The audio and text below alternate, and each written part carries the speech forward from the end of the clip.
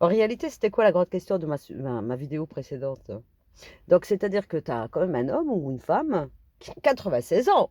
Quand même, déjà, tu as vécu jusqu'à 96 ans, c'est bien, certain, hein. Et lui, à 96 ans ou elle, il est en train de se poser la question-là, de savoir quel âge avait Claire, de quand lui, il avait mal. Non, mais c'est une blague. Je- À 96 ans, toi, tu te poses des questions comme ça. Claire, t'avais quel âge quand moi je suis né? Non, mais attends, tu rigoles. C'est comme l'histoire du robinet qui goûte. Arrête. Ne me dis pas quand même que avec tout ce temps-là, tu n'as pas appelé un plombier. Quand même, ça fait. Je crois que le problème là en mathématiques avec l'histoire des robinets qui coulent, allez, ça fait au moins 50 ans qu'on l'entend. T'as toujours pas appelé un plombier? Ah non, mais là, quand même, il faut faire quelque chose, hein. Et, et aussi le problème de mathématiques avec les trains.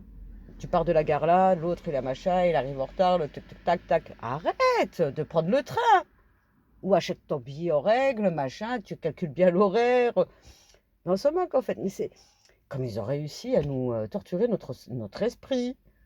Tous ces sujets, ces problèmes, et d'ailleurs on a bien ça des problèmes, hein. Bon, je sais qu'il y a un sens derrière et que ça nous amène à un petit peu évoluer ensuite en mathématiques, mais quand même tous ces problèmes.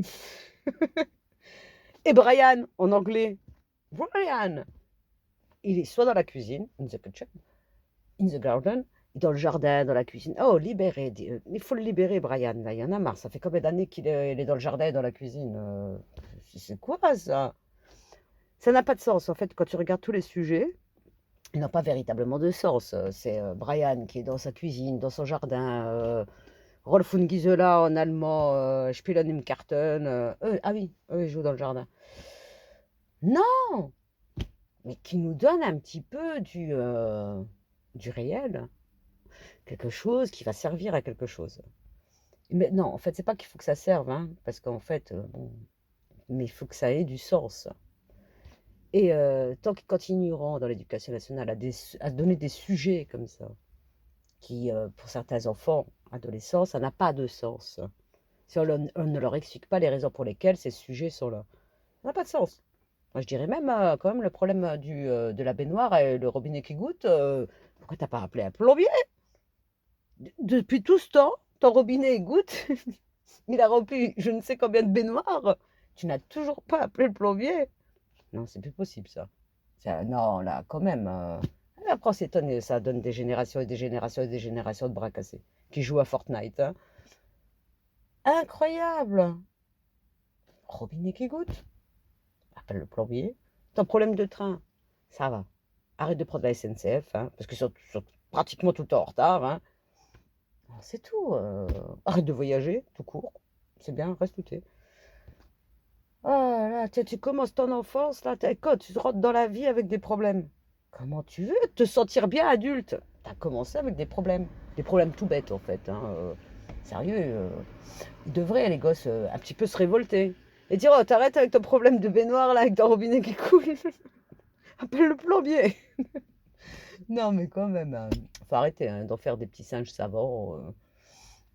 Enfin, c'est... Bon, après, quand même, il y a plusieurs catégories, hein. Si c'est pour que ça donne des Abdel, des Mounir Moon. Wow. Eux, c'est le degré zéro. Le degré zéro. Ils en sont encore sur la pyramide de Maslow. Vous connaissez la pyramide de Maslow, hein? Elle commence au palier, c'est le mode survie. Et plus on grimpe dans la pyramide, et plus on exploite, enfin, on recherche quelque chose qui est bien plus important que les biens matériels ou manger, quoi, pour la survie. Et on dépasse le stade matériel et on va vers la spiritualité, vers le bonheur, mais de l'esprit. Eux, ils sont au palier, hein. Et je pense que beaucoup. Moi, m'interroge quand même, hein. Enfin, je m'interroge. Je suis même persuadée à 99,99% qu'en réalité, tous ces youtubeurs, snapchatteurs, instagrammeurs, c'est pas pour rien. C'est pas comme s'ils avaient véritablement quelque chose à apporter à la société, à l'humanité. Quand on les arrose comme ça d'argent, c'est pour faire, mais vraiment anéantir l'esprit, hein, et endormir, hein. Il faut endormir, hein. Regarde, tu pourrais gagner de l'argent en faisant rien du tout. Tu n'apportes rien en réalité. Après, quand je dis apporter quelque chose, ça ne veut pas dire en matériel, hein. Et ces gens ne servent à rien, ils t'égarent. Et ça n'est pas pour rien qu'aujourd'hui, on a... Mais ça a commencé avec les émissions de télé-réalité, avec Love Story et tout ça, qu'on avait connu. D'ailleurs, on a vu tous ceux qui ont participé, ce qu'ils sont devenus, hein.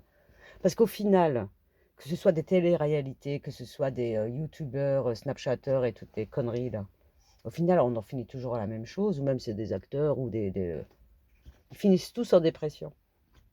Pourquoi? Parce qu'ils ont confondu être et avoir. Parce que pour eux, le avoir, c'était pouvoir être heureux.